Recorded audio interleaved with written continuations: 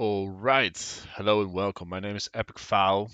I have been addicted to Tinywars for the last couple of months, and in that time I have learned a lot and I've risen to a decent ranking, and I feel I've just gotten a lot better at Advance Wars in that time. And I wanted to go over some of my games that I think are where I learned a lot and maybe it's just some games that were special to me, talk over them, share my thoughts, etc. Maybe you can learn something from them as well. If you do, please let me know in the comments. If you have any questions about me or things I did, certain moves, once again, feel free in the comments. Or ping me on Discord. I'm in the Tiny Wars Discord. So yeah, I'm gonna go over this game in a bit. Some background about this game. This is the first ranked game I finished on Tiny Wars. It is a fog of war game on Bike Festival. At this time, I was not very good at all. My experience has only been really playing the Game Boy Advance and the DS games quite a bit, but I think they're fairly different skill to 1v1s. So yeah, this is the first ranked game I finished. Let's go over the COs real quick. This is also the first time. Oh, that's not the COs. This is also the first time I ran into Gret. Gret is an interesting custom CO added to this game, so obviously I had no experience in it. The D2D is pretty interesting.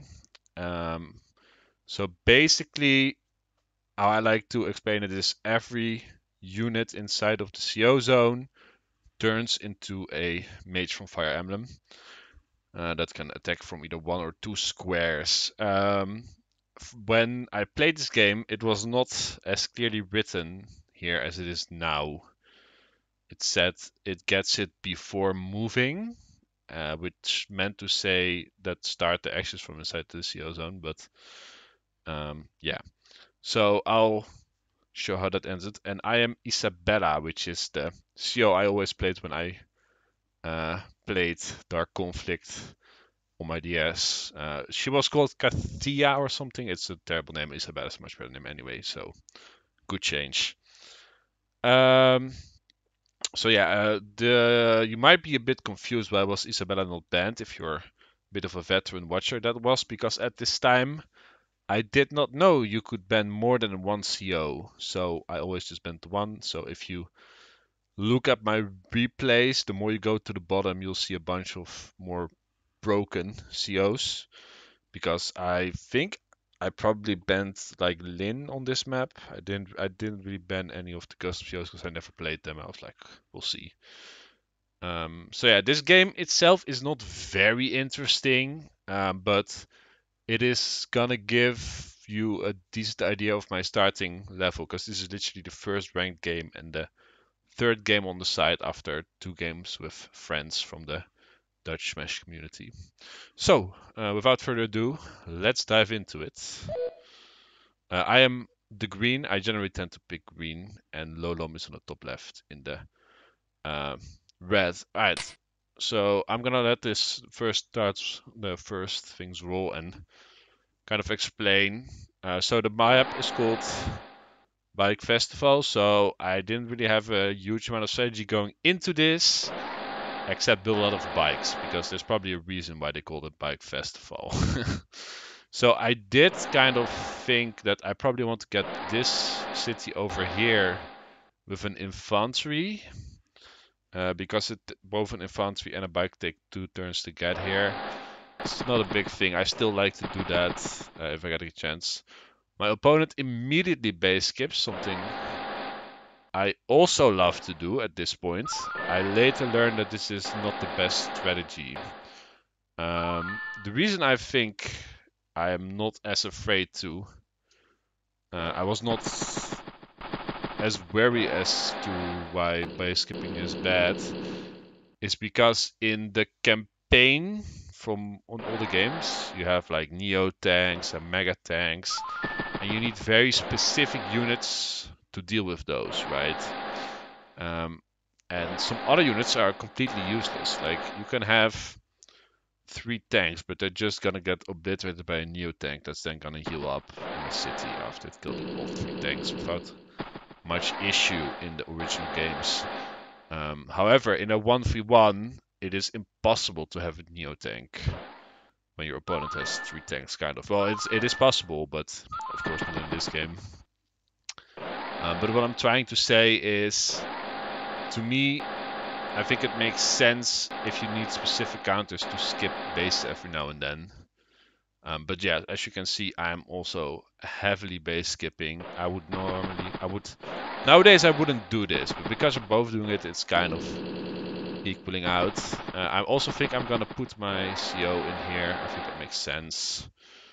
And I was kind of thinking here, which way should I go? I was also considering if I was gonna capture this or this with the bike. I choose this one, which turns out to be a very lucky decision. And yeah, I'm just trying to find the most advanced capture route I can. Trying to get some income going. I already have a bit of a lead here because my opponent skipped very early on to get this tank out. So yeah, as you can see, I built only a anti-air this turn. That is not something I would do nowadays. I would probably just have gone triple bike or something of the sort to get the unit count up, because that's a big difference from playing 1v1s with playing campaign style or war room style advance wars. It's like there's no useless units here. Like there's some units that are better than others, but every unit is useful, so having more of them is generally a good thing. Alright, so here I get confronted by the Grad thing. I immediately write a angry an angry message in the Discord about how the description is wrong and it gets changed. So props to them for doing that. They were already planning to change it, I believe, but still pretty funny. However, I do think I get a hit on their tank here. 1, 2. Oh no, I don't think I do. No, I don't. But I might get a hit on. Okay, I just go for this. Wow, that is deep by me.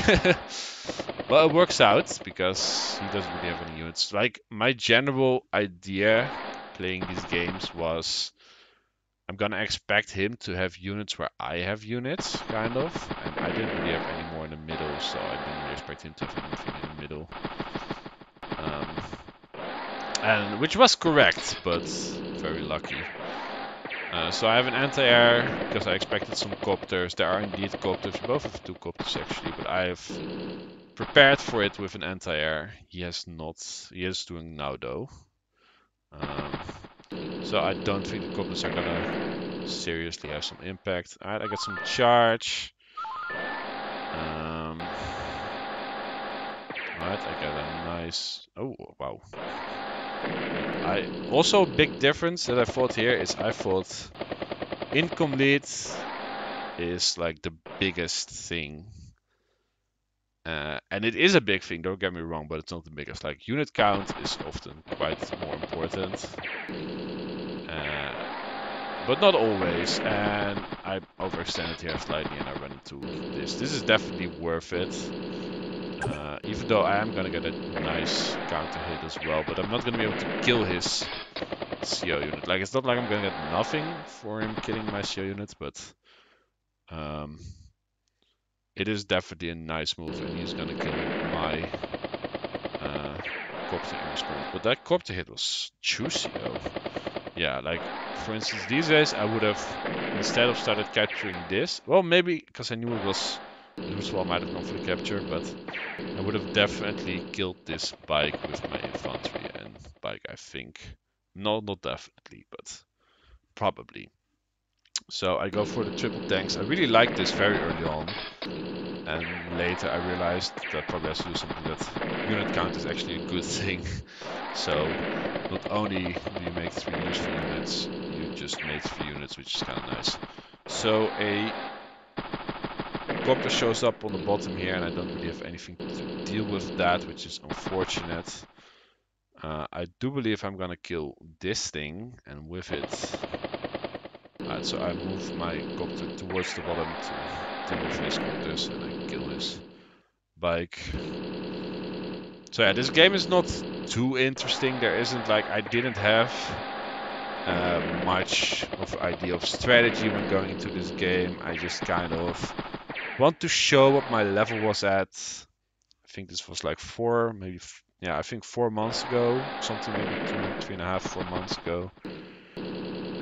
And basically, I'm just hitting stuff I see. That's basically my big strategy right now in this game. Is I'm seeing a bunch of units. I'm trying to capture properties and kill these units. I'm actually usually behind in unit count, but I do have a 6k lead. I got a nice little hit off there, and I kind of blocked, but that's not gonna hold, obviously. Um, so yeah, with my unit lead, I should be slowly making better units. So once again, I base skip here. Normally,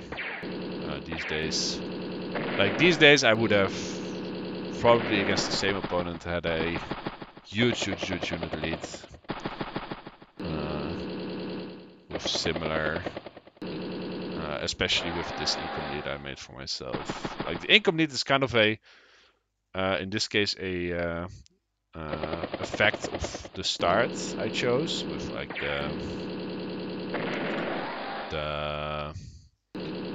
the bikes and the route I took, more so than the more expensive units I made by base skipping. So I would have still had that unit that income lead probably, but I would have had like way more units to back it up. So once again, go for the tank copter, which I don't hate, but you know I'd like to build some infantry with it. Like 22k income is really nice, and there he resigns at that point. I don't think he was necessarily that. Well, he was 30k behind. He's kind of losing both fronts, so I understand. And yeah, he probably also knows he's behind on income quite a bit. He knows, like, I know I have like both the sides. I have like, he has one here, but I have both on this side. I have both this one and this one. And this one, this one is neutral, so he doesn't have it. I actually didn't know. I thought he had this radar a long time ago. But because he started capturing it with 3 infantry, it's actually gonna take a lot more turns. And he's just kind of getting taken by the income lead. So this is not, of course, the most interesting game. There weren't like huge. I was kind of clicking buttons to be honest, but I was trying to get the best rates I could. I think I was always pretty good at that. But yeah, this was my level 3 months ago, and I'm gonna try from now on picking some games where I actually learned something. They're gonna be folk. They are gonna be from the folk tournament, maybe just some fun games as well where I did some stuff that I enjoyed. I'm gonna try and explain what I did and why, and hopefully you can learn something too. If you have any feedback for this series, let me know. I'm not a great video editor. In fact, this is not edited at all. It is just recorded and then put up. But anyway, any feedback is nice. Feel free to send me it, and I hope to see you around. Yeah, and I'm not sure what I'm gonna call this yet. When I started playing, I had no idea how good I was. I had no idea what the ratings meant. So I did know my opponent. That's a good thing. I was of course 1200, but my opponent at the time when we played was around 1198. So he was what I assumed to be about average skill because around if you stay around the starting level rating of 1800, I expect you to go around 50-50 with most people, kind of. But yeah, I won this game. It's not the most interesting game. It's just the start.